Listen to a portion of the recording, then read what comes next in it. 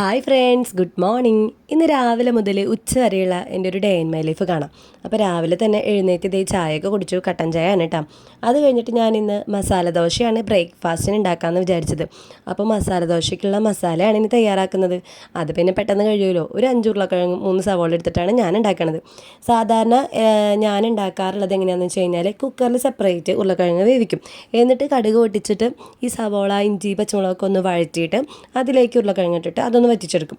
ചിലർ ഞാൻ കണ്ടിട്ടുണ്ട് ഈ ഉരുളക്കിഴങ്ങ്, സവോള എല്ലാ വക സാധനങ്ങളും കുക്കറിലിട്ട് ഒരു 2-3 വിസിലടിച്ചിട്ട് കടുക് പൊടിച്ചിട്ട് അത് ഡ്രൈ ആക്കി എടുക്കുന്നത്. പക്ഷേ എന്തോ അതെനിക്ക് അത്ര ടേസ്റ്റ് ആയിട്ട് തോന്നിയില്ല കേട്ടോ. ഇതാവുമ്പോൾ സവോളയുടെ പച്ചക്കുത്തൊന്നും ഉണ്ടാവില്ല. നന്നായിട്ട് സവോളയൊക്കെ നന്നായിട്ട് വഴറ്റി വരുമ്പോൾ അതിൻ്റെ ഒരു ടേസ്റ്റ് വേറെ തന്നെയാണ്.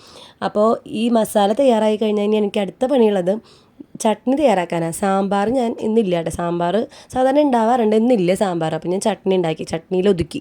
അപ്പോൾ അതേ നാളികേരം ഇട്ടു, അതുപോലെ തന്നെ ഉള്ളി, പച്ചമുളക്, ഇഞ്ചിയൊക്കെ ഇട്ടിട്ടാണ് കേട്ടോ ചെയ്തത്. പൊട്ടുകടല ഇടാറുണ്ട്, ഇപ്പം എൻ്റെ ഇല്ലാത്തതുകൊണ്ട് ഞാൻ ഇട്ടില്ല.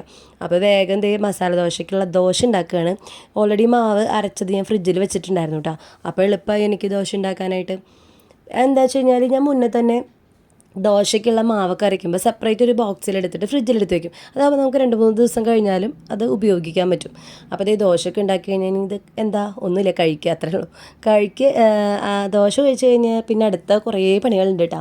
എനിക്കിതേ വാഷിംഗ് മെഷീനിൽ തുണികളിട്ടുണ്ട്, അതൊക്കെ ഒന്ന് ഡ്രയറിലിടണം. പുറത്ത് പണികളുണ്ട്, പുല്ല് പറിക്കണം. അപ്പോൾ റോസ് എന്നെ സഹായിച്ചു കേട്ടോ. അതൊക്കെ കഴിഞ്ഞ് പണികളൊക്കെ കഴിഞ്ഞ് അകത്ത് കയറി, ഇനി അകത്താണ് അടുത്ത ക്ലീനിങ്. ഷെൽഫൊക്കെ വൃത്തിയാക്കണം. അപ്പോൾ വൃത്തിയാക്കുന്നതിന് മുമ്പ് തന്നെ നല്ലൊരു പണി കിട്ടി. കൈ വെച്ച് ഞാനിങ്ങനെ അമർത്തി അടച്ചു. അപ്പോൾ കൈ നല്ല വേദനയുണ്ട്, വിങ്ങലുണ്ട്. പൊട്ടിയത് എനിക്ക് സാൻഡിന് തുണിയൊക്കെ വെച്ചിട്ട് ശരിയാക്കി തരുന്നുണ്ട് കേട്ടോ. ആദ്യം ഞങ്ങളെല്ലാവരും കൂടി ഒരുമിച്ച് അവരും കൂടി എന്നെ സഹായിച്ചു. പിന്നെ ജോലികളൊക്കെ ചെയ്തു. ഇനി ഉച്ചയ്ക്കുള്ള ലഞ്ചും കൂടി പ്രിപ്പയർ ചെയ്യണ്ടേ.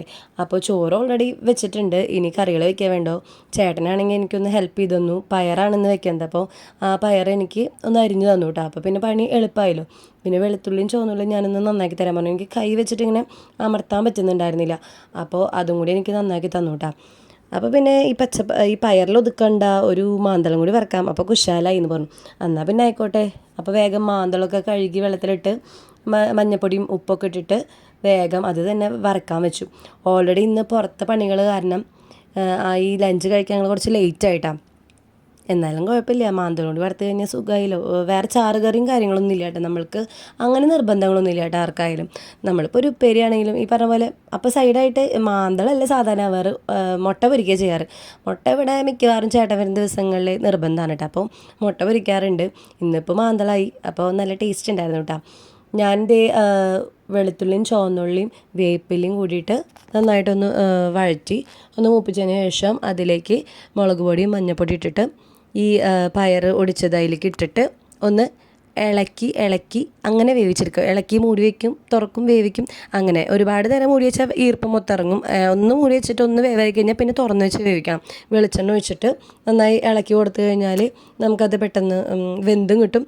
ഒരു ഡ്രൈ ഫീൽ ഉണ്ടാവും. ഇങ്ങനെ എന്താ പറയുക, വെള്ളം ഊർന്ന് നിൽക്കുന്ന ആ ഒരു ഇത് വരില്ല. പണ്ടൊക്കെ എൻ്റെ അമ്മ എങ്ങനെയാണെന്ന് വെച്ച് കഴിഞ്ഞാൽ ഈ പയറില്ലേ അതെടുത്ത് സെപ്പറേറ്റ് വെള്ളത്തിട്ട് വേവിച്ചിട്ട് ഇതിങ്ങനെ കാച്ചിയിട്ട് അതിലിട്ടിട്ട് തരും. പെട്ടെന്ന് പണി തീരാനാണ്. പക്ഷേ എനിക്ക് എന്തോ ഇത് ടേസ്റ്റായിട്ട് തോന്നിയില്ല കേട്ടോ. ഇത് തന്നെയാണ് ടേസ്റ്റ്. അപ്പോൾ പണികളൊക്കെ ചെയ്യാനായിട്ട് എനിക്ക് ഈ വേദന കാരണം ചേട്ടനോട് വന്നിട്ടുണ്ട്. ഞാനിപ്പുറത്തെ പയർ വയ്ക്കുമ്പോൾ അപ്പുറത്ത് ഞാൻ ഓൾറെഡി മീൻ ഇട്ടിട്ടുണ്ട്, അതൊന്ന് മറിച്ചിടാനായിട്ട് ആൾ. ഞങ്ങളിങ്ങനെ 2-3 വർത്തമാനങ്ങളൊക്കെ പറഞ്ഞ് നിൽക്കുകയാണ്. ഇനി ഇത് കഴിഞ്ഞിട്ട് വേണം എല്ലാവർക്കും ഒന്ന് ലഞ്ച് കഴിക്കാൻ. ഞാൻ പറഞ്ഞല്ലോ ഓൾറെഡി ലേറ്റ് ആയിട്ടുണ്ട്. എല്ലാവരുടെ വയറും വിശപ്പിൻ്റെ വിളി വന്നിരിക്കുകയാണ്. അപ്പോൾ പിള്ളേർ ഇപ്പോൾ പുറത്തവിടെ സൈക്കിളിലൂടെ നടക്കുന്നുണ്ട്. അപ്പോൾ അവരെന്നെ ഒന്ന് വേഗം വിളിച്ചിട്ട് ഒന്ന് ചോറ് കഴിക്കണം എല്ലാവർക്കും കൂടിയിട്ട്. അപ്പോൾ ഇന്ന് ഇത്രയേ ഉള്ളൂ കേട്ടോ പണി. എൻ്റെ ഒരു ഉച്ചവരെയുള്ള ദിവസം ഇങ്ങനെയാണ് ഇന്ന് പോയത്. കുറച്ചൊരു ബിസി ആയിരുന്നു. ബിസി എന്ന് വെച്ച് കഴിഞ്ഞാൽ ഈ വീഡിയോയിൽ കാണുന്ന പോലെ അല്ലല്ലോ. കുറച്ച് പുല്ല് പറിക്കാനും കാര്യങ്ങളൊക്കെ അത്യാവശ്യം തന്നെ ഉണ്ടായിരുന്നു. പിന്നെ വീടിൻ്റെ ഉള്ളിലായാലും കുറച്ച് വൃത്തിയാക്കാനൊക്കെ ഉണ്ടായിരുന്നു. അപ്പോൾ ആ പണിയൊക്കെ കഴിഞ്ഞപ്പോൾ തന്നെ അത്യാവശ്യം ടയേർഡായിട്ടുണ്ട്. പിന്നെ ഇത് ലേറ്റ് ആയിട്ടായാലും കുഴപ്പമില്ല, എല്ലാവരും കൂടി ഇരുന്ന് ഫുഡൊക്കെ കഴിച്ചു. അപ്പോൾ ഇങ്ങനെയാണ് ഒരു ദിവസം. എല്ലാവർക്കും വീഡിയോ ഇഷ്ടപ്പെടുകയാണെങ്കിൽ എല്ലാവരും ഒന്ന് ലൈക്ക് ചെയ്യുക, സബ്സ്ക്രൈബ് ചെയ്യുക, ഷെയർ ചെയ്യുക.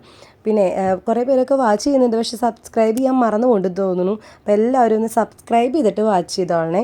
അപ്പോൾ എല്ലാവർക്കും വേറൊരു ദിവസം കാണാം. അടുത്തൊരു വീഡിയോ ആയിട്ട് ഞാൻ പിന്നെ വരാം കേട്ടോ. എല്ലാവരും ഒന്ന് സബ്സ്ക്രൈബ് ചെയ്ത് സപ്പോർട്ട് ചെയ്യണേ.